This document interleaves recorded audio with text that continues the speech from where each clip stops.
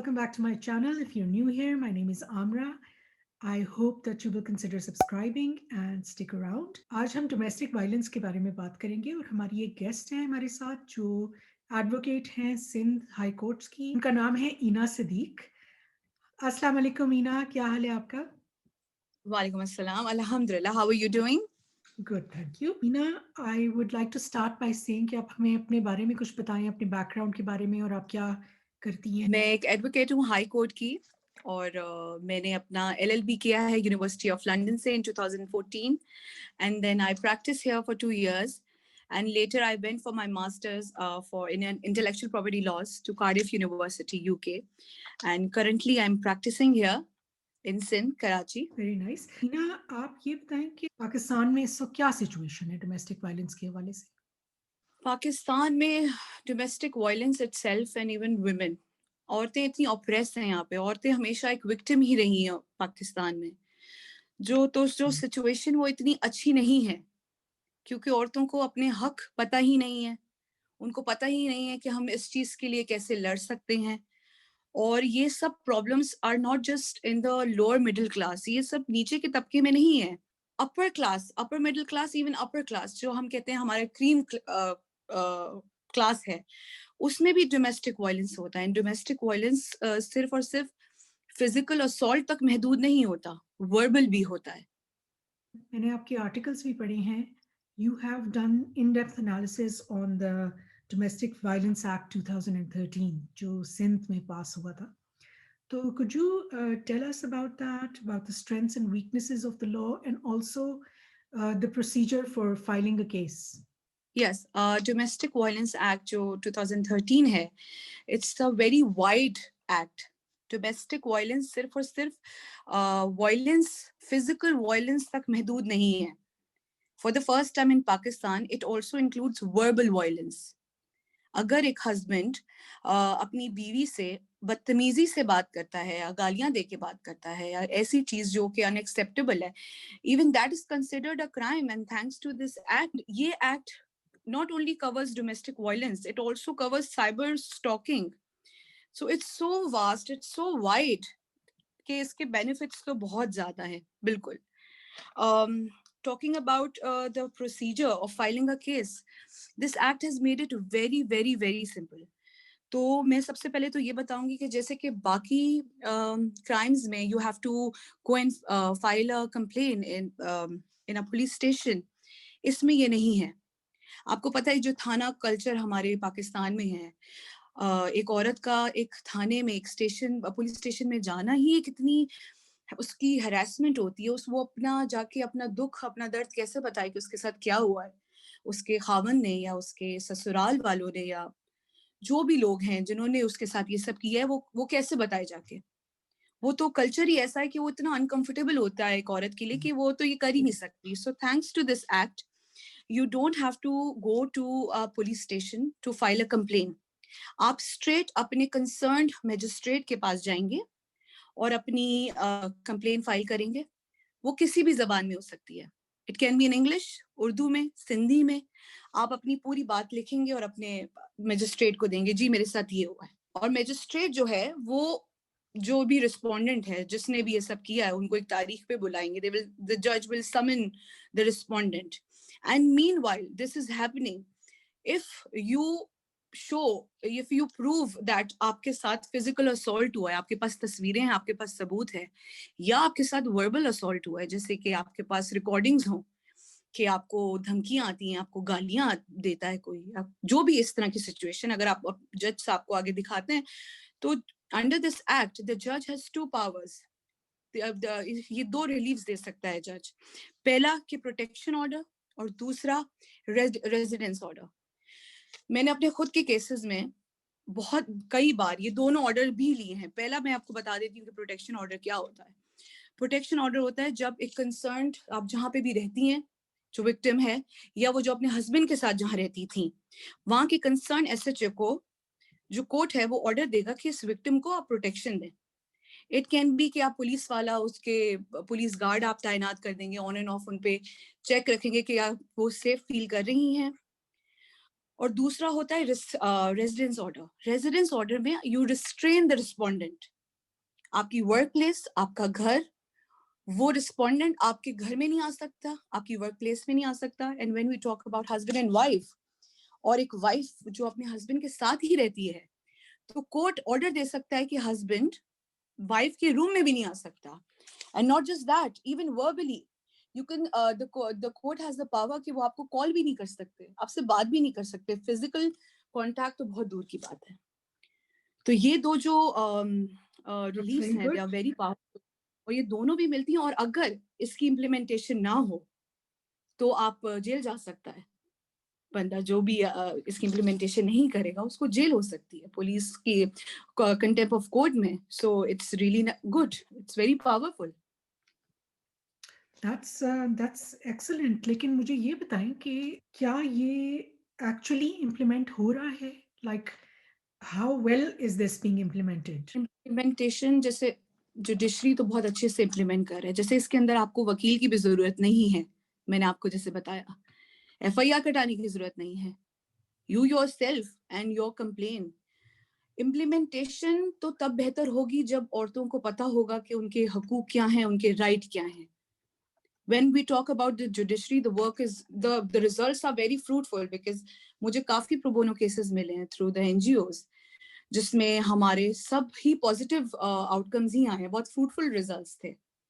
तो इम्प्लीमेंटेशन तो हो रही है। इम्प्लीमेंटेशन बस तब तक ही हो सकती है, वहीं होगी जहां लोगों को अपने राइट का पता है। They know what they are fighting for. They know this is a right. This is the power we had. So that is. Yeah, you're absolutely right. And that's exactly what we're trying to do here. We're trying to raise awareness ताकि लोगों को पता लगे कि क्या उनके rights हैं और किस तरीके से वो जाके कर सकते हैं ये काम। बिल्कुल। तो आप ये कह रही हैं कि this act is quite effective as far as the courts are concerned, as far as Yeah. implementation of the law is concerned. ये क्योंकि ये लोग टाइम है। देते हैं। कोर्ट गिव्स विदिन 50 डेज आपको केस डिसाइड करना है। इससे ज्यादा कोर्ट क्या करेगा? और केसेस ये डिसाइड हो भी रहे हैं। बिल्कुल केसेस डिसाइड हो रहे हैं। मेरे खुद के I can't talk about the cases because of the confidentiality between me and my clients.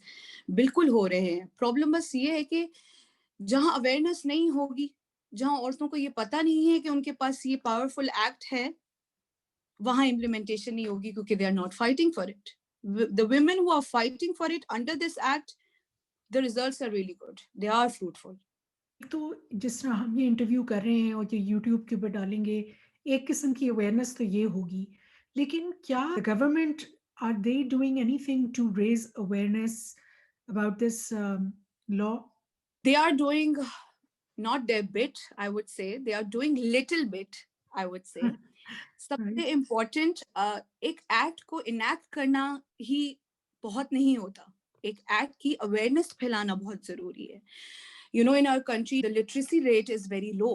Not everyone is educated. They don't know their rights. तो औरतें जो कि पढ़ी लिखी नहीं है, इंटीरियर में, छोटे शहरों में, गांवों में, जहाँ पे सोशल मीडिया नहीं है, फेसबुक नहीं है, यूट्यूब नहीं है, वहां पे हमारी गवर्नमेंट को चाहिए कि वो कैंपेन्स करें, डोमेस्टिक वायलेंस अवेयरनेस की कैंपेन्स करें, जहाँ पे वो उनकी जबान में, वो सिंधी बोलते हैं, वो पंजाबी बोलते हैं, वो उर्दू बोलते हैं, उनकी जबान में उनको बताएं कि आपके ये हक हैं। आपको पाकिस्तान की गवर्नमेंट ने ये हक दिए हैं, आप लड़ सकती हैं। सिर्फ और सिर्फ अपने शौहर से नहीं, अपने ससुर से, अपने सास से, अपने इन लॉ से, अपने बहन से, अपने भाई से, अपने माँ बाप से, कि अगर आपके साथ ज्यादती हो रही है तो उनके लिए इस एक्ट की अवेयरनेस होना through a medium, word of mouth के through. You know, everyone has to do their bit. Like you can do your bit, I can do my bit. मेरे घर में जो मेड आती है, मैं उसको बताऊं, वो आगे 5-6 लोगों को बताए। क्योंकि वो लोग जो कि इलिटरेट हैं, जो पढ़े लिखे नहीं है, they don't know this language, उन्हें पता नहीं है ये एक्ट क्या क्या आपको पावर देता है, उस तक तो बात पहुंचाना जरूरी। जब तक उन तक नहीं पहुंचेगी, ये एक्ट फ्रूटफुल नहीं हो सकता। आई एग्री बिल्कुल। जिस वक्त हम बात करते हैं कि एक औरत जाके अपने खावंद के अगेंस्ट शिकायत लगा देती है एंड हम्म। उसको उसके कोई कॉन्सिक्वेंसेस भी होंगे ऑब्वियसली, राइट? तो यस। अगर अगर उस आदमी को सज़ा मिल भी जाती है, तो उस हम्म। लड़की के जो घर वाले होते हैं, जो उसके ससुराल होता है, जहाँ वो रह रही होती है, वो हम्म। फिर उसके साथ क्या करते हैं? Second part of this question would be कि अगर एक औरत जो है वो नहीं फॉर इंस्टेंस रह सकती अब अपने ससुराल वालों के साथ because maybe they want to kick her out, तो वो फिर हमारे माशरे के अंदर मैं हमेशा ये कहती हूँ कि औरत के लिए स्पेस नहीं है और मुझे बहुत बुरी बातें सुननी पड़ती हैं जब मैं ये कहती हूँ कि स्पेस नहीं है क्योंकि आई एम आस्क्ड कि क्या मतलब है स्पेस नहीं है, क्या चाहिए औरतों को? लेकिन the point I try to make is कि what I mean by space नहीं है इज़ कि जब एक औरत हमारे माशरे में इस किस्म की सिचुएशन में से निकलना चाहती है, तो हम्म। वो कहाँ जाए? You know if she wants to leave her home और if she is kicked out of home, तो हमारे यहाँ पे अगर एक औरत जाती है और कहती है कि मुझे घर चाहिए, फ़र्ज़ करें कि वो जाके अलग से घर लेना चाहती है, तो उसके अंदर भी इतने प्रॉब्लम्स होते हैं। या तो उसको घर दिया नहीं जाएगा, अगर दिया जाएगा तो उसके लिए बहुत सारे प्रॉब्लम्स होंगे। People are not going to let her live, right? तो यस। In peace. तो व्हाट व्हाट इज़ कुछ थोड़ा-सा हमें बताएँ कि इसके क्या कॉन्सिक्वेंसेज़ होते हैं? कोई आपकी नॉलेज में कोई ऐसे केसेज़ हुए हों? सबसे पहले तो इस सिचुएशन में when a woman is helpless, उसकी गलती हो या उसकी गलती ना हो, वो विक्टिम रहेगी हमेशा। तो हमारे मुल्क में ये आसान नहीं है एक औरत के लिए अकेले रहना, अकेले घर लेना या काम करना। इसमें जो गवर्नमेंट कर सकती है, वो ये कर सकती है कि वो जो एनजीओज़ हैं, जो कि सिर्फ़ औरतों के लिए काम करते हैं, जो कि बहुत कम है हमारे मुल्क में, और सेमी एनजीओज़, उनको ज़्यादा से ज़्यादा एनओसीज़ दें, उनको ज़्यादा से ज़्यादा इस मुल्क में लाएँ, और सबसे ज़्यादा काम जो कर सकती है, वो एनजीओज़ कर सकती हैं। कि वो एक औरत जाए, उनको बताए कि मेरा ये प्रॉब्लम है, मेरे साथ ये ज़ुल्म हुआ है, मेरे घर वालों ने किया है या मेरे इन-लॉज़ ने किया है। तो मैं बहुत से एनजीओज़ हैं जो कि सेटअप करके देते हैं उनको छोटा बिज़नेस, उनको कोई नौकरियाँ लगा देंगे, उनको रहने के लिए घर देंगे। और अगर ये एक औरत है, सिंगल पेरेंट है, बच्चा है साथ, तो ये चीज़ हमारे मुल्क में बहुत ज़रूरी है कि इसको पहले सबसे ज़्यादा मोटिवेट किया जाए। बहुत पावरफुल करें एनजीओज़ को। और यहाँ तो एनजीओज़ बंद हो रहे हैं, एनजीओज़ बंद कर रहे हैं। तो ये तो बहुत ज़रूरी है क्योंकि हमारी गवर्नमेंट इतनी, उनके पास इतनी रिसोर्सेज़ नहीं है कि वो सिर्फ़ एक औरतों के ही मसले सॉल्व कर लें। अगर वो सिर्फ़ एनजीओज़ को ही पावरफुल कर दें ना, और वो जो कि औरतों के हकूक़ के लिए लड़ती हैं, औरतों को रिसोर्सेज़ देती हैं, नौकरियाँ देती हैं, रहने के लिए घर देती हैं, तो ये बहुत सिचुएशन को बेटर करेगा। That's how it works all over the world. Because obviously एक no government can take care of everything, तो उनको या सपोर्ट चाहिए होती है फ्रॉम बिल्कुल, एनजीओ का सिविल होना सेक्टर, द और एनजीओज़ एनजीओ का एंड रन करना, not just in metropolitan cities, specially छोटे शहरों में, गाँवों में, और वहाँ पे वो लोग रखना जो उनकी ज़बान समझ सकते हों। माय पर्सनल कैपेसिटी, मैं जानती हूँ कि बहुत सारे एनजीओज़ हैं जो छोटे शहरों में, गाँवों में काम करते हैं, लेकिन औरतों को पता भी नहीं होता वहाँ की, कि हमारे पास ये एक हेल्प है, ये रिसोर्स है। तो ये चीज़ को, वही मेरी बात कि अवेयरनेस फैलाना बहुत ज़रूरी है। उनको उनकी ज़बान में बताना कि आपके पास ये मदद है, आप मदद लें। हमारे यहाँ मदद नहीं ली जाती क्योंकि हमारे यहाँ पता ही नहीं है कि हम, औरत को ये पता ही नहीं है कि वो हेल्प भी हो सकती है उसकी। तो for me I think NGOs, it's very important कि हमारे मुल्क में एनजीओज़ रन हो, and semi government NGOs run हो, ताकि चेक एंड बैलेंस भी हो और काम भी हो। Right, right, that's Yeah. Right. You are saying कि एक तो अवेयरनेस फैलाने की ज़रूरत है और यस। एनजीओज़ का होना ज़रूरी है, चाहे सेमी गवर्नमेंट बिल्कुल, एनजीओज़ हों। बिल्कुल। एनजीओज़ हुँ, की भी बहुत बुरी रेपुटेशन मेरे ख़्याल में हो गई है बिकॉज़ एवरीबॉडी जस्ट फील्स कि वो सिर्फ़ पैसे बनाने के लिए आगे होते हैं, एंड आई एम श्योर कि ऐसे होता भी है। बट यू नो अब हर कोई उसी डब्बे के अंदर आ गया है कि एक कैटेगरी में आ गए हैं हम कि यू नो सारे एनजीओज़ जो हैं वो बुरे होते हैं और वो सिर्फ़ पैसे कमाना हुँ, चाहते हैं और वो बाहर के लोगों से पैसे लेते हैं और फिर उनका एजेंडा जो होता है वो फुलफ़िल करते हैं।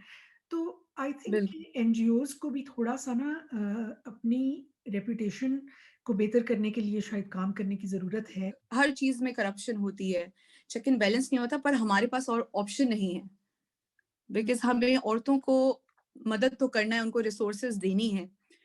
तो जो सबसे ज्यादा एफिशिएंट और क्विक वे जो है वो यही है कि एनजीओ सेटअप हुई हो और उनकी अकाउंटेबिलिटी हो, बिल्कुल हो, उनको उनको that's why I am saying कि सेमी गवर्न हो।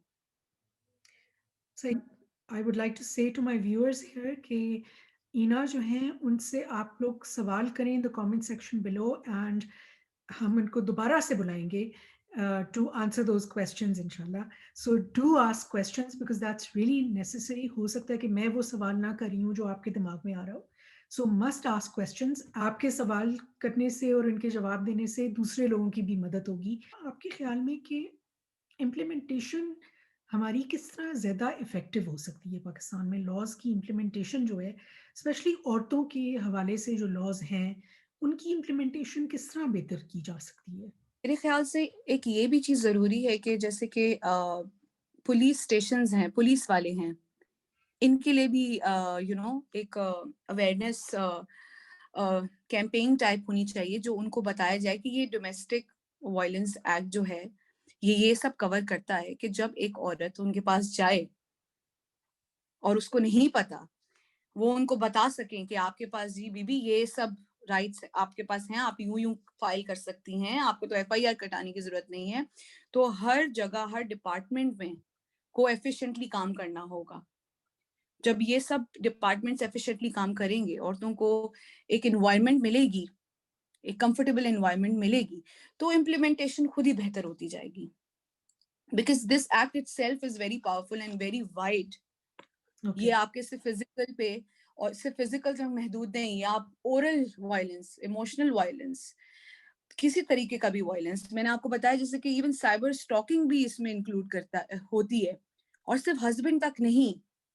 ये सब चीजों की जब अवेयरनेस होगी, उनको पता होगा, तो इम्प्लीमेंटेशन खुद ही बेहतर हो जाएगी। so it's basically very awareness raising is the best thing that we can do right now कि aware करें फॉर द लोगों को. Success of this act. बिल्कुल। As citizens of Pakistan, how can we improve the situation where domestic violence is concerned? On a personal level or individually, what we can do is, हमारी जो maids घर पे आती हैं और हम जो लोगों को, हम शॉपिंग पे जाते हैं, हम मार्केट्स में औरतों को देखते हैं, या अगर हम अपनी आंखों से देखें किसी के साथ वायलेंस होते हुए, हम उसको रोकें। हम अपनी मेड्स को बताएं कि अगर वो मार खा के आती है अपने घर से काम पर, तो हम उसको बताएं कि आपके पास ये सब राइट्स हैं, आप ये सब कर सकती हैं, आप बच सकती हैं। मार खाना ही जिंदगी नहीं है औरत की। And I think on a personal level, what even हम छोटा ही सही, छोटा ग्रुप ही सही, मेकिंग व्हाट्सएप ग्रुप्स, और जहां से भी आप बिलोंग करते हैं, if you belong from some interior small city, बड़े बड़े शहरों की या छोटे शहरों में, अपने शहरों में जाके अपनी जबान में, अपने लोगों में ये अवेयरनेस फैलाएं कि अगर आपके साथ ऐसा सब हो रहा है तो आपके पास प्रोटेक्शन है, आपके हक हैं, आप लड़ सकती हैं। एक तो ये है कि औरतों के अंदर अवेयरनेस फैलाना ज़रूरी है, लेकिन डोंट यू थिंक कि मर्दों को भी अवेयर करने की ज़रूरत है, उनको भी सेंसिटाइज करने की ज़रूरत है? एंड जब हमारे बेटे होते हैं छोटी उम्र से, हम खुद ही अपने बेटों को इस तरह रेज़ कर देते हैं कि वो आगे और औरतों को ही जाके हर्ट करते हैं। बेटियों से ज़्यादा बेटों को इम्पोर्टेंस एक तो बिल्कुल। ये दें और दूसरा ये कि अम उनको इस तरीके से रेज़ करें कि वो रिस्पेक्ट दे सकें औरतों को। हम जिस सोसाइटी में रहते हैं, इस सोसाइटी में जो अपब्रिंगिंग है, इट स्टार्ट्स फ्रॉम होम।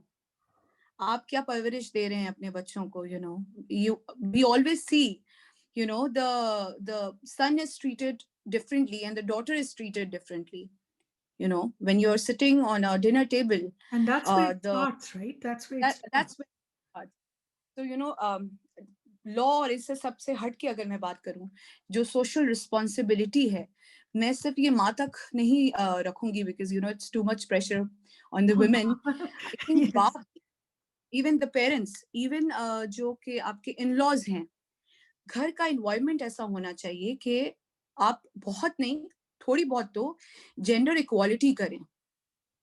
जो आप इज्जत बाप को दे रहे हैं वही इज्जत माँ को भी दें।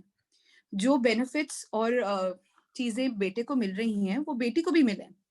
खाने के टेबल पे सिर्फ और सिर्फ बेटी खाना उठा के और रोटी उठा के ना दे बेटे को।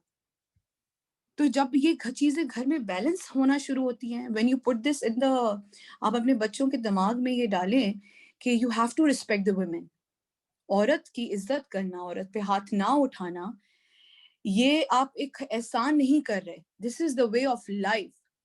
When you teach this to your kids, your children, your sons, your husband, in your household, that this is the way of life, आप ये एहसान नहीं कर रहे, तब तक चीजें बदलेंगी नहीं। But sadly this is not how it is. हमारे हर हाउस होल्ड में the daughters are treated differently, the sons are treated differently, and it will take very very very long. I hope it does someday that all of this changes. तो ये घर से शुरू करेंगे तो शायद मेंटालिटी बदले। I personally feel कि हमें स्कूल्स में भी, हमारे सिलेबस में, हमारे करिकुलम के अंदर भी चीज़ें बिल्कुल इनकॉर्पोरेट करनी चाहिए कि जहाँ से जेंडर्स के बीच में इनइक्वालिटी जो है ना वहीं से भी स्टार्ट होती है, आई थिंक। इनइक्वालिटी इतनी ज्यादा रूटेड है हमारी सोसाइटी में, बच्ची को इतना ज्यादा बता दिया गया होता है कि वो वीक है, वो डिपेंडेंट है, और वो खुद मुख्तार नहीं है। तो वो इतनी ज्यादा ऑलरेडी प्रेशर में होती है कि जब वो एक शादी होके दूसरे घर जाती है, या इवन शादी नहीं हुई, आजकल तो मैं केसेस देखती हूँ कि घर में इतना वायलेंस है, भाई ने मारा है या जो भी सब चीजें, कि वो, उसको लगता है शायद मेरे लिए मेरी डेस्टिनी यही है, मैं शायद इसीलिए पैदा हुई थी। 2 थप्पड़ खा लिए तो कोई बात नहीं, 2 थप्पड़ तो खा लेते हैं ना, कोई बात नहीं। आई हैव सीन केसेस, मैं अब इतनी डिटेल में नहीं बता सकती आपको, कि जब मार पिट जाती है बीवी को, तो उसके खुद के घर वाले उसको कह रहे होते हैं कि चलो मारा ही है ना, इस बार देख लो, अगली बार नहीं करेगा। सो ये जो एक बहुत दफा रूटेड मारेगा वो दूसरी दफा क्यों नहीं मारेगा? और रूटेड प्रॉब्लम्स हैं। हम्म। आप अपने बच्चे से शुरू करें, आप अपने बेटे को सिखाएं कि वो एक अच्छा बाप, अच्छा शौहर बने। और सोशल रिस्पॉन्सिबिलिटी नाम की भी एक चीज होती है, ये एक्ट्स और ये सब चीजें काम नहीं कर सकती, वही इम्प्लीमेंटेशन होगी नहीं जब उनको ये लगता है कि उनका हक है। औरत को मारना आदमी का हक नहीं है। Ina, thank you so much for your time. I really appreciate this, and I hope कि हम थोड़ी सी ही अवेयरनेस फैला देंगे इस वीडियो से। I hope you guys will ask Ina questions, and हमारी जो डिस्कशन है इसके अंदर से भी अगर आपको कोई क्वेश्चन हो तो आप ज़रूर पूछें, ताकि ईना से हम कहें कि वो अगली दफ़ा आके उन क्वेश्चंस को आंसर करें। Thank you so much for watching, and I will see you next time. Bye bye. Bye bye, thank you. हाफिज़।